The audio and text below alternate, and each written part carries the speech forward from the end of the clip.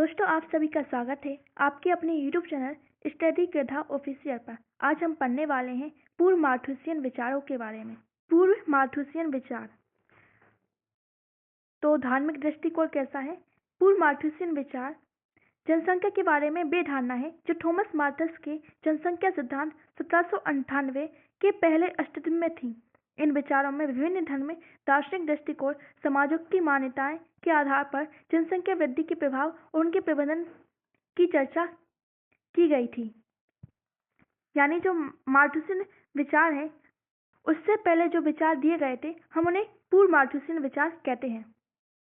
पूर्व मार्क्सियन विचारों में हम ये जानने वाले हैं कि मार्क्स से पहले अन्य विचारकों ने जनसंख्या वृद्धि को लेकर क्या कहा था। तो प्राचीन ग्रंथों और धर्मों में जनसंख्या वृद्धि।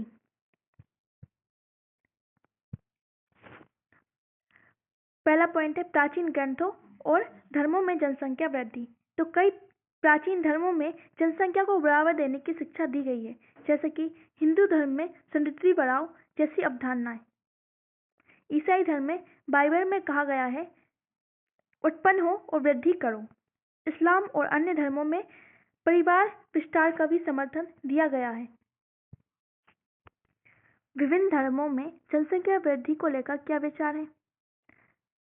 धार्मिक दृष्टिकोण में जनसंख्या वृद्धि को ईश्वर की कृपा के रूप में देखा गया है, लेकिन अधिक जनसंख्या के परिणामों का विचार बहुत ही कम किया गया है। सेकेंड पॉइंट है दर्शन शास्त्रीय दृष्टिकोण। प्लेटो और अरस्तु। प्राचीन ग्रीक दार्शनिक प्लेटो और अरस्तु ने जनसंख्या पर संतुलन बनाए रखने की आवश्यकता पर बल दिया। उनका मानना था कि अत्यधिक जनसंख्या सामाजिक अशांति, संसाधनों में कमी का कारण बन सकती है।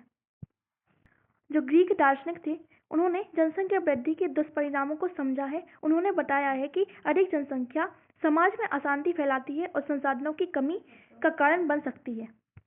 उनके अनुसार अगर अधिक जनसंख्या होगी तो उनकी आवश्यकताओं की पूर्ति के लिए अधिक संसाधन होने चाहिए, और अगर संसाधनों में कमी है तो वह देश के लिए गरीबी, बेरोजगारी का कारण बन सकती है। प्लेटो ने आदर्श राज्य में सीमित जनसंख्या का समर्थन किया है। प्लेटो कहते हैं कि एक आदर्श राज्य के लिए सीमित जनसंख्या होनी चाहिए, और अरस्तु ने कहा है कि जनसंख्या नियंत्रण के लिए विवाह और प्रजनन पर प्रतिबंध लगाए जाने चाहिए। तीसरा पॉइंट है प्राचीन भारतीय और चीनी विचारकों।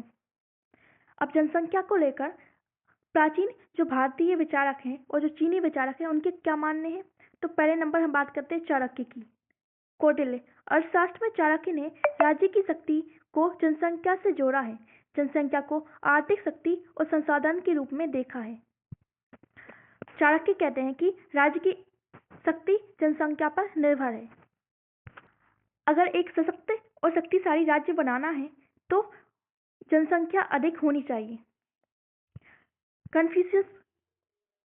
चीनी विचारक कन्फ्यूशियस का क्या मानना है? उन्होंने सामाजिक व्यवस्था और संसाधन प्रबंधन में जनसंख्या के महत्व को जोर दिया।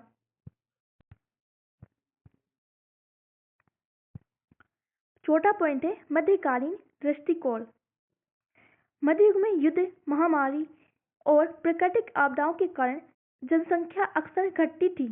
इस युग में जनसंख्या वृद्धि को पुनर्निर्माण और शक्ति के रूप में देखा गया। हालांकि कुछ विद्वानों ने अधिक जनसंख्या को गरीबी और संसाधनों की कमी का कारण माना है। मध्ययुग के समय पर युद्ध, महामारी, प्राकृतिक आपदाएं ज्यादा से ज्यादा हो रही थी, जिसके कारण जनसंख्या घटती थी। उस समय के विचारकों का मानना है कि जनसंख्या में वृद्धि होनी चाहिए। हालांकि कुछ विद्वान मानते थे कि जनसंख्या गरीबी और संसाधनों की कमी का कारण बन सकती है। पांचवा पॉइंट है आर्थिक और सामाजिक दृष्टिकोण। जनसंख्या को श्रम शक्ति उत्पादन के स्रोत के रूप में देखा गया है। किसी समाज में अधिक जनसंख्या को लाभकारी माना जाता है क्योंकि यह अधिक उत्पादन में मदद करती है।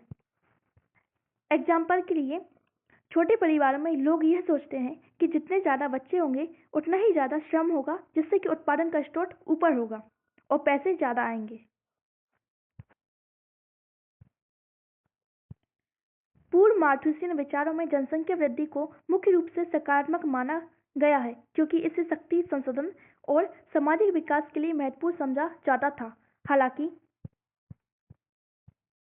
कुछ विद्वानों और दार्शनिकों ने इससे नकारात्मक प्रभावों को देखा, जैसे कि संसाधनों में कमी, सामाजिक समस्याएं को भी पहचाना।